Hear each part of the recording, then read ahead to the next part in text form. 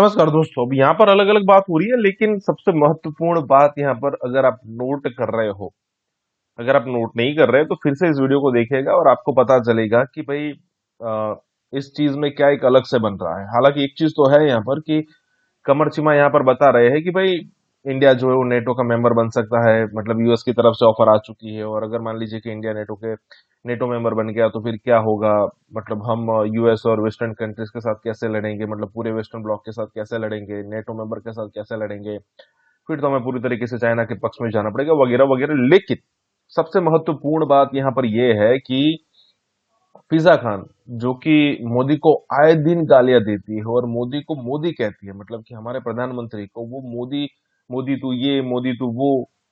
आज वो मोदी आज वो फिजा खान ये कहने पर मजबूर हो रही है कि भाई कोई तो हो पाकिस्तान में जो मोदी साहब से टॉक कर सके, मोदी साहब। जब ऐसी सिचुएशन आए ना तब मुझे बड़ा प्राउड होता है। भले ही इससे कुछ हमारा डायरेक्टली ऐसा कोई लेना देना है नहीं, लेकिन जिस मोदी को मतलब इतनी गालियां पड़ रही है फिजा खान से, आज वही फिजा खान अपना टोन चेंज करने के लिए मजबूर हो रही है, तो ये जीत है, बहुत बड़ी जीत है। इसी के साथ ही वीडियो शुरू करते हैं। कि नेटो ने इंडिया को ऑफर की है कि वो आए नेटो का अगर मेंबर बनना चाहते हैं तो हम उनको साथ लेंगे। भारत को दुनिया की सबसे बड़ी जमहूरियत खुद भारत के अंदर कहा जाता है। पाकिस्तान और भारत, जिनको रिवायती हरीफ कहा जाता है, उनके दरमियान हालात काफी ज्यादा कशीद हैं। तो पाकिस्तान की 75 साल से जो दिफा की तैयारी थी वो तो इंडिया के लिए है।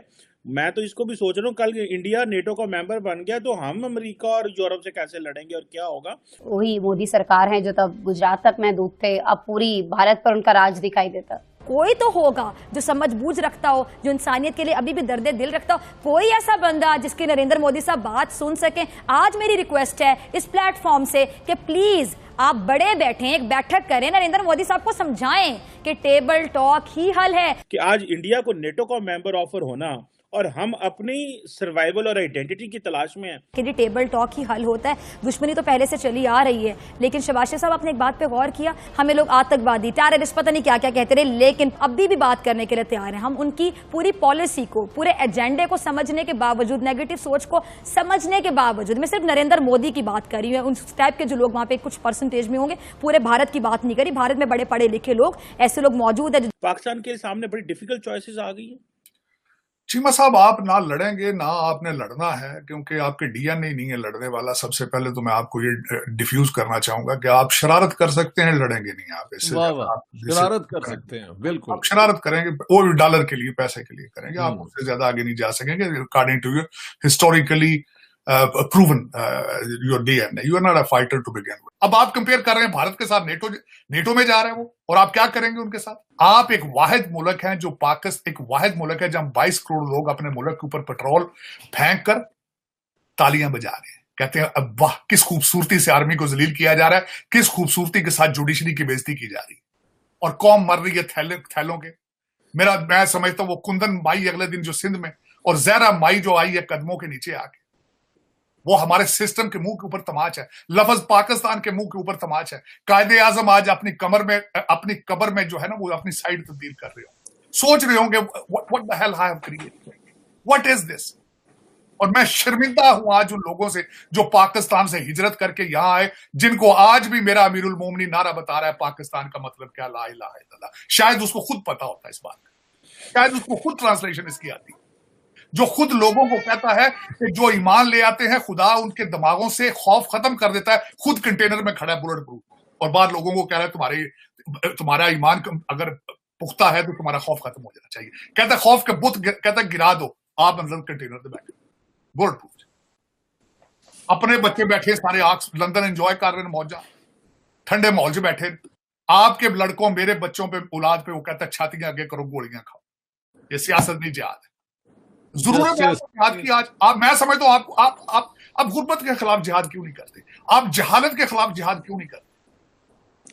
क्योंकि आपके रूलर 5-6 हजार बंदा Oxford graduate, Harvard graduate, they don't want you to do it. वो अपने बच्चे पढ़ाते हैं, आपको मुसलसल एक ब्रीड तैयार की जाती है गवर्न करने के लिए, गवर्न कर। लेकिन यह कि दुख है, मादरे मिल्लत है, मैं पाकिस्तानी हूं, I was born Pakistani, I will die Pakistani, लेकिन मेरी मां के कपड़े 76 साल से फाड़े जा रहे हैं, मैं शर्मिंदा हूं आज, मैं अपने डीएनए पे शर्मिंदा हूं, मैं इनसे नहीं शर्मिंदा। ये भी वही कुछ है। हम डॉक्टर साहब और मेरे जैसे और चीमा साहब आप जैसे लोग हम शराफत के साथ भागे हुए वहां से, क्योंकि हम गुंडे नहीं थे। वहां पाकिस्तान में रहने के लिए आपको गुंडा होना पड़ता है। लेकिन बिल्कुल आपने बिल्कुल कर रहा था कि खासकर चीमा साहब आपके सवाल का जवाब दूं, खासकर the reference to the NATO positioning और status of NATO India versus अस।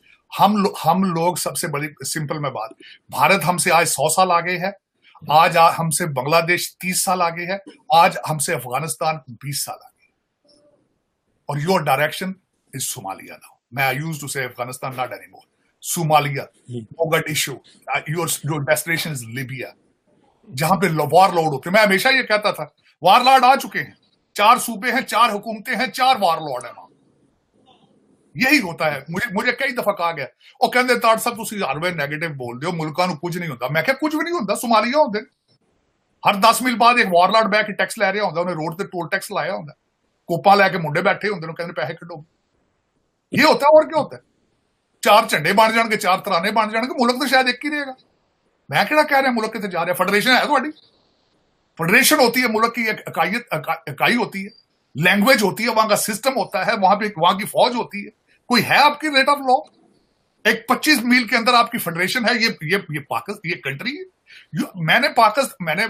मैं तो खैर कहते हैं ना, वो चांद को चिराग दिखाने वाली बात डॉक्टर साहब के सामने मैंने क्या बोलना। मैं पॉलिटिकल साइंस का स्टूडेंट हूं। जब सॉवरेंटी का एक कॉन्सेप्ट दिया जाता है, उसके बॉर्डर होते हैं, रेट ऑफ लॉ होता है, वहां रेट ऑफ गवर्नमेंट होती है, कुछ चीजें होती है जो फेडरेशन बनाती है, एक मुल्क को बनाती है, डिफाइन करती है, कुछ बॉर्डर्स होते हैं। Do you fail in that category to be called as a country?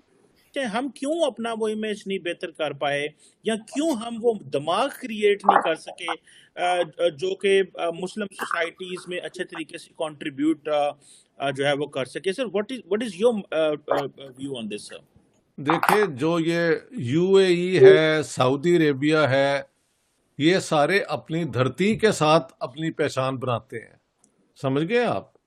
वो अरब हैं जिस इलाके के, जिस भी स्टेट के, और उसमें दे आर प्राउड। साथ में उनका मजहब इस्लाम है, इसमें कोई शक नहीं है।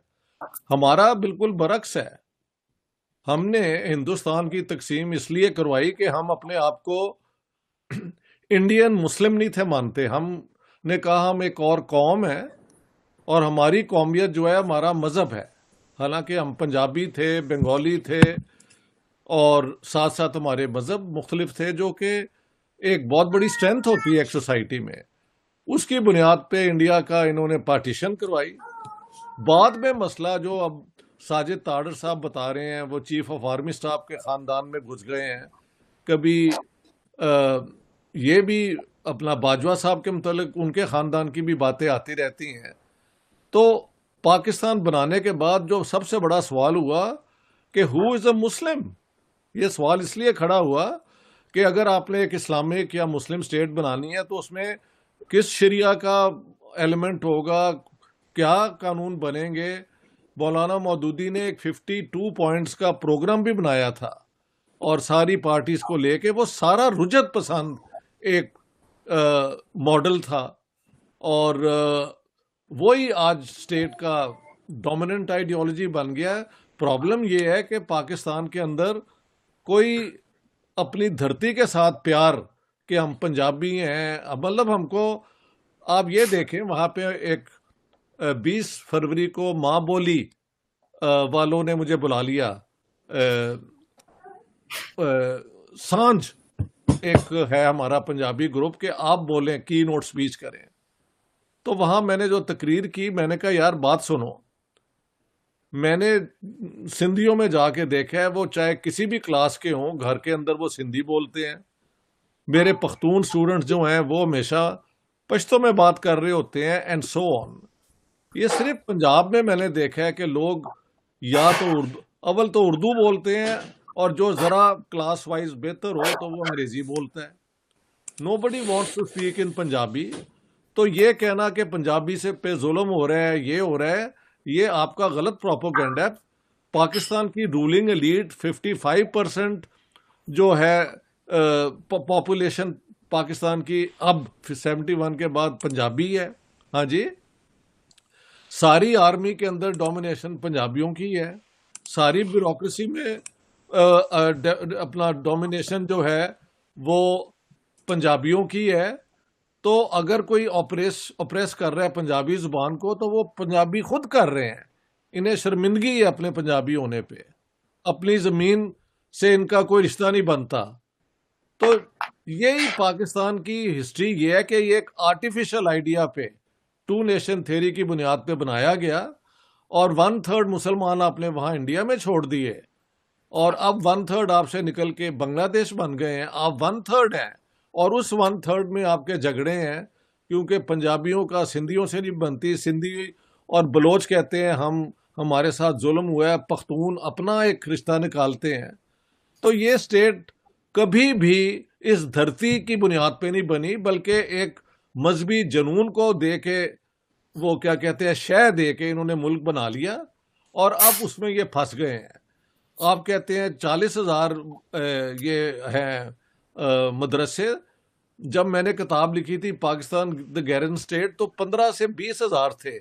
इसका मतलब है 20,000 की और एडिशन हुई है। हाँ जी, और कितने लोग ये जो हैं ये मदरसों में और इन एक्सट्रीमिस्ट ऑर्गेनाइजेशंस में पलते हैं और उनको ग्रूम किया जाता है। तो पाकिस्तान का सत्यानाश तो बिल्कुल समझ आ रहा है।